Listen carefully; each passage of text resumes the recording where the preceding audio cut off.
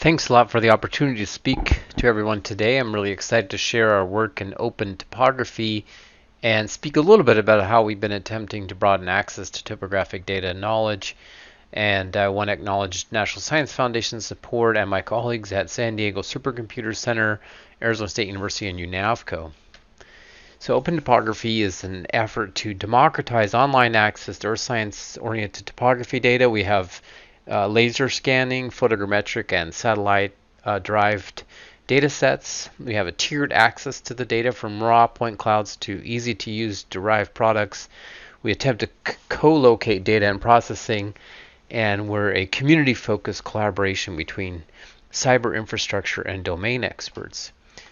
And here's our kind of our situation. The challenge is, we have lots of data.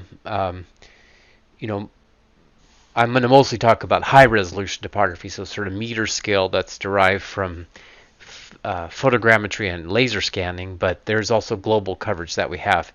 But you can see the U.S. is starting to be covered. There's 26 trillion points.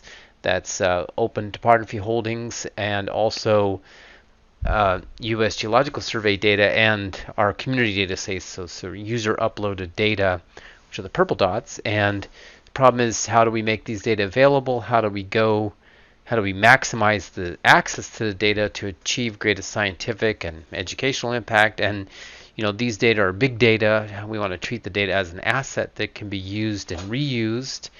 And the problem is we have a 3D coverage, but really it's changing. So we have 4D. I'll talk about that in a moment. We also have tiered access. We have easy to browse hill shades, kind of pretty pictures, going to quantitative 2.5D views or measures of topography and the sort of environment around it, and then point clouds and custom DEM. So sort of trade-off on accessibility and ease of use versus data volume, computational demands, and kind of expertise of the users. The other big thing we've been working on lately is on-demand topographic differencing. So it's amazing when you have one of these data sets, but if you have multiple taken at different times, then you can start to measure change and understand processes and anticipate hazards. So this is a really cool example of a big rock fall at Yosemite National Park that occurred between summer 2006 and 2010 when the data were collected. We have a paper just coming out on this in Geosphere.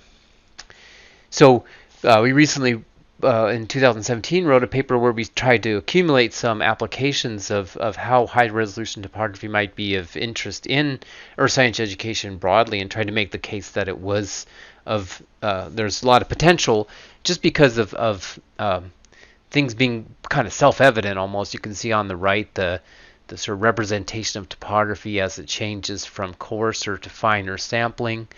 What we did was to cross-reference the geoscience education standards that came from sources like Next Generation Science Standards, Earth Science Literacy Initiative, and content in exemplary introductory geoscience textbooks, and then compared that with the topics we thought were easily addressed with interaction with high-resolution topography data products, including record of earthquakes in the landscape, manifestation of plate tectonics, geometry and processes of fluvial systems, Earth as a system in which humans are a significant part.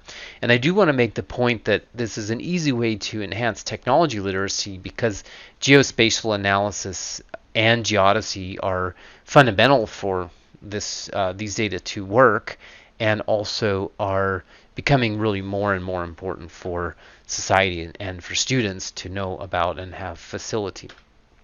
So our educational activity, we have classroom resources, kind of curriculum material. We have a collaboration with the GETSI team at UNAVCO, and we see that in our portal we can tell that there's a lot of on-demand usage from classrooms that's evident in the metrics. So we see people are using this. Faculty are sending their students to the portal to play around, to gather data, to solve problems, answer questions. And then we've also done a lot of short courses and workshops. Since 2007, we've done 33, including some international ones, and they've quite oversubscribed. We tend to partner with other groups like Southern California Earthquake Center, NEON, as well as other agencies, California Geological Survey, Utah Geological Survey. And our goal with the workshops and short courses has been to provide tools and enough knowledge to enable exploration, self-training, and application to student projects to kind of get to it as quickly as we can.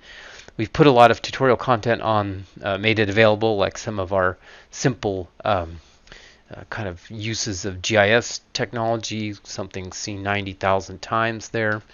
The other big thing we're seeing, and I think this interesting opportunity, is with this kind of revolution of structure from motion. So there's been advances in and decreasing costs for software, increases in computational hardware, and also then the sort of increases in the capability of unmanned aerial vehicles as semi-autonomous sensing platforms has really changed the geoscientist toolkit. And so this just shows kind of a montage here of these sort of algorithmic advances, computational advance here. We see Sheldon with his Alienware, and then the drones. And our students are now using these tools and these data in the field and in the classroom.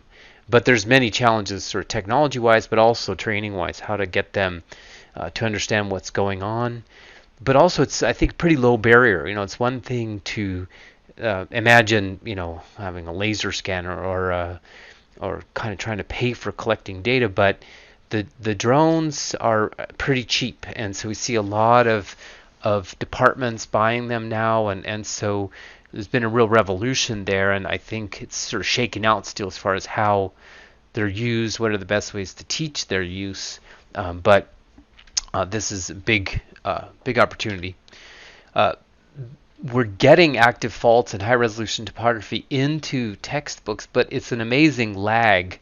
You know, this is an example from a popular textbook, and you know, these data and the enthusiasm about them here in the lower left were collected, you know, the data, you know, 2005, but it took until I think about 2015, almost 10 years later, that we started to see these data products in textbooks. So it's interesting lag.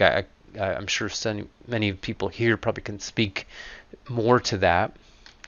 The other thing that's important, I think, for education and broader impacts is just open data. We know this is important, and enabling people to explore is the best way to learn. And one thing we noticed was, you know, we have this metrics, and we saw that there was a lot of interest in these data sets from Yosemite National Park, and a lot of science, scenic place, but also we sort of figured out that people were taking the data and using them to produce these really beautiful 3D prints, which is interesting for enthusiasts, but it's also really valuable for teaching. It's also important for accessibility, because it's sort of an opportunity for tactile learning that goes beyond typical visual learning. So we want to keep that in mind and just see the sort of increased impact in the investment in these data. I just want to end with a couple of things, which is there's also been a real revolution at sort of more advanced level in terms of, we talk about coding, sort of Python-based analysis of, and this is GDAL, so this is Geospatial Data Extraction Library for sort of script-based, Python-based command line analysis to analyze these topographic data, kind of comparing the imagery to this would be the digital surface model, the vegetation, minus the digital terrain model can give us sort of canopy height. How would you do this? So this is simple raster subtraction with some filtering, and gives us sort of tree heights greater than 150 feet. Fairly short bit of code, but valuable and empowering. There's also a sort of an analogous point cloud capability called the PDAL, Point Data Abstraction Library, and a similar sort of approach to go from a LiDAR file to a filtered 1 meter digital terrain model as a geotiff to really transform from a kind of a vector-based to a raster-based representation using these tools. So thank you, and really excited to be here with everyone.